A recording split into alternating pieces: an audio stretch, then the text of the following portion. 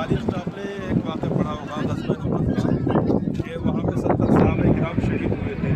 میں فی الحال بالکل اسی جگہ پر ہوں جہاں پہ غزوہ احد کی جنگ ہوئی ہے اور فی الحال میں آپ کو اس کی زیارت کر رہا ہوں. آپ زیارت کر رہے ہیں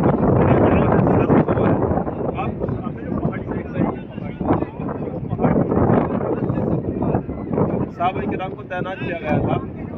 صحابہ کرام کو تو زیادہ تعینات کیا گیا تھا یہاں پہ, لیکن صحابہ کرام شہید ہوئے تھے, ان کا خون نہیں گرا تھا. رسول اللہ صلی اللہ تعالیٰ علیہ وسلم کا جو چہرہ مبارک سب پہ ہوا تھا, پہاڑی پہ ہوا تھا.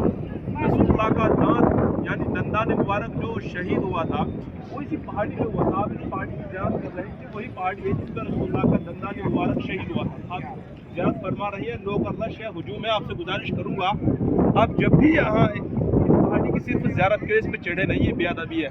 رسول اللہ کا دندان مبارک یہاں شہید ہوا, صحابہ کرام کی یہاں پہ خون گرا اور ہم اس کے اوپر قدم رکھے مناسب نہیں ہے. اس لیے اس کی قدر کریں, ہم صرف زیارت کریں, یہاں پہ قدم مبارک رکھنا اچھا نہیں ہے, مناسب نہیں ہے. اس کو زیادہ سے زیادہ زیادہ کرائیں. غزوہ احد میں 70 صحابہ کرام جو شہید ہوئے تھے وہ صحابہ کرام یہاں پر ہے. صحابہ کرام کی قبریں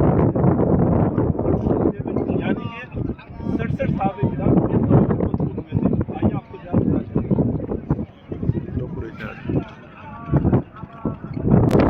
صحابہ کرام جو شہید ہوئے تھے 70 صحابہ کرام, تین کی قبریں یہ آپ زیارت فرما رہے ہیں. تین کی قبریں ہیں, کالے پتھر لگے ہوئے, باہر جالی اندر جانے کی اتھارٹی نہیں ہے.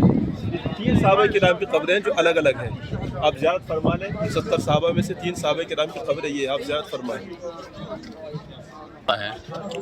یہ وہ صحابہ کرام ہیں جو 70 صحابہ کرام شہید ہوئے تھے. 3 کی قبریں ادھر ہیں اور 3 یہ 67 یعنی 67 صحابہ کرام کی قبر ہے. ایک ہی قبر میں 67 صحابہ کرام مدفون ہیں. آپ اس وقت زیارت فرما رہے ہیں غزوہ احد کے 70 صحابہ کرام کی 67 صحابہ کرام کی ایک ہی قبر کی آپ زیارت فرما رہے ہیں. توجہ دیں آپ.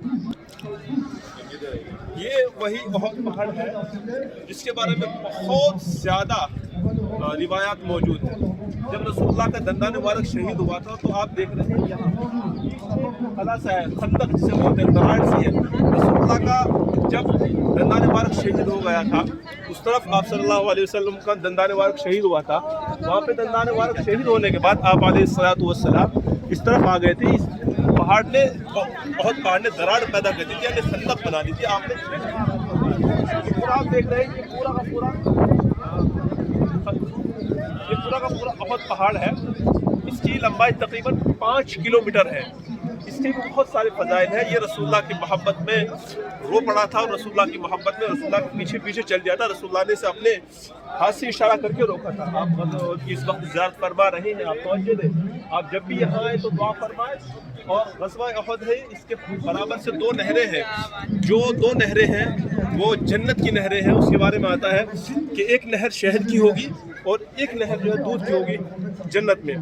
وہ نہریں فی الحال خشک ہے, یہاں سے تھوڑی دوری پر ہے, لیکن اس احد پہاڑ سے ملی ہوئی ہے. تو آپ جب بھی آئے یہاں کی زیارت فرمائیں, یہاں توجہ دیں.